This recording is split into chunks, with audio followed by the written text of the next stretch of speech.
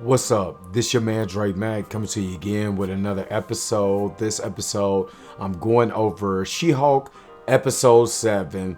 Spoilers ahead, but the real question is, Are you ready?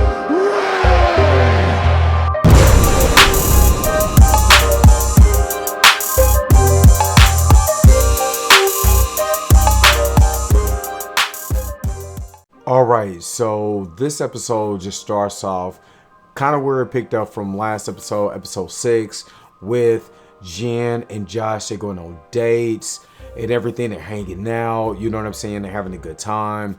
And I always just thought that this dude was just too good to be true. And they kicking in or whatever. They sleep together. He ghosts Jen.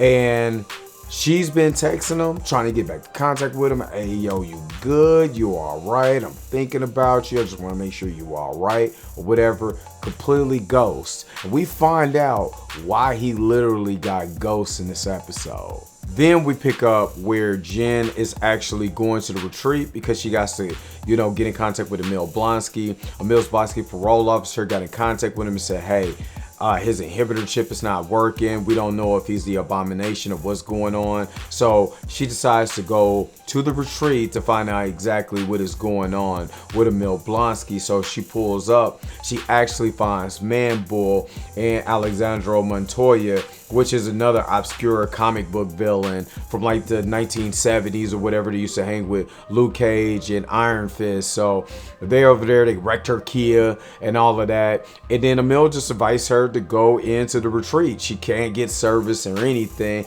So she just decides, let me try to find service, and ends up in the group circle with all the other villains, super deep cut obscure villains, that's in this group. And the Alexandro Montoya character is another mutant. Mutants are literally, we have Mr.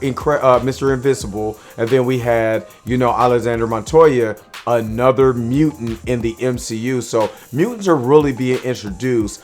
They're just being introduced in the slightest, slowest way possible, but I absolutely like it. So now she's in the share circle, and we come across a couple of other villains. We come across the Porcupine and Saracen. The Porcupine literally is a super deep cut from like the 1960s or whatever. And Saracen is actually a vampire who actually fought against Blade in the comics. But again, they're in the share circle. They're talking about different stuff. And I'm telling you, I've been complaining about the character development.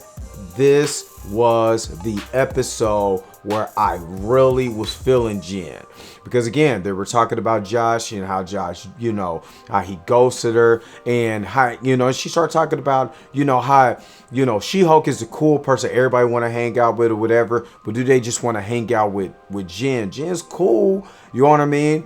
But do people really like Jen? They like She-Hulk, but do they like Jen? And I'm gonna be honest, I actually could relate to that. When you have this persona that people believe that you have, and then they find that you're a big old dweeb and a geek, are they really gonna like the geek side along with the other side that is a part of you? You know what I'm saying? That people don't really understand. They see you one way, but really deep down inside, you're this is who I really am. You just see what you want to see, but this is who I am. And trying to find that acceptance. And through this share circle, she really finds this acceptance. And then they start talking about Josh. It was like, you delete him. They getting ready to they wanted to beat up Josh. It's almost like, when you hear the big brothers, here's the little sister story, and now you kind of want to beat them up. And then Emil says, hey, no, actually, she meets one of the dudes from the wrecking crew that tried to take her blood, which again, all of this is kind of weird to me. You're going, you know what I'm saying? And I'm gonna get to the end of that, but honestly, this was a very good part, and I actually felt Jen on this. This was one of the best episodes for me personally, because I understand she came off as so natural and so understanding, and I really feel her. Like, I feel that. I understand where she's coming from. So Jen finally gets her breakthrough. The tow truck comes in to go pick her up, and Emil, was actually kind of congratulated her. Hey, this was actually a perfect time for you to really get into get into the circle and kind of know exactly who you are. You know what I mean? And again, this episode, I really like this episode. It was very natural in the conversation. I felt Jen on this one. So, she gets picked up by the tow truck.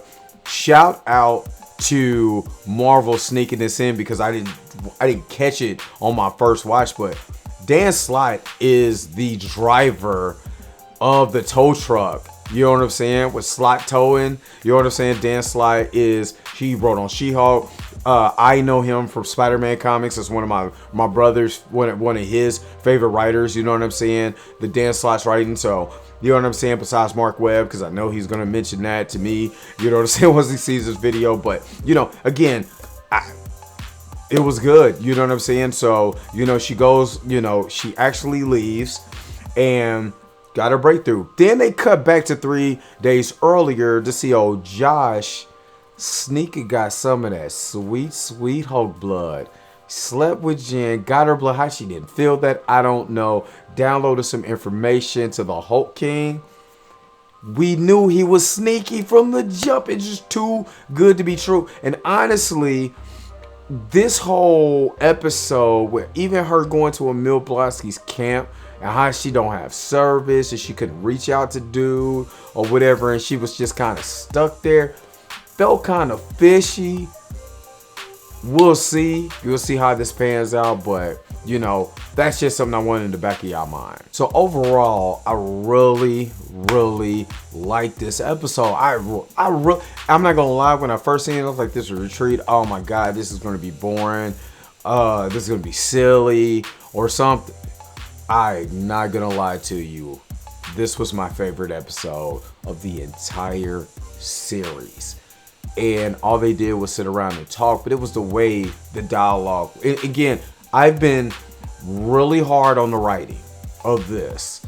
And as far as character development, this was the first time she sat down and really realized, that She-Hulk, Jen, what they like Jen or they like She-Hulk, or what they like Jen and don't like She-Hulk. And she really had to face herself. And I absolutely loved it because I felt it. You know what I'm saying? I legitimately felt it. Tatiana Maslany killed this episode as far as the acting or whatever.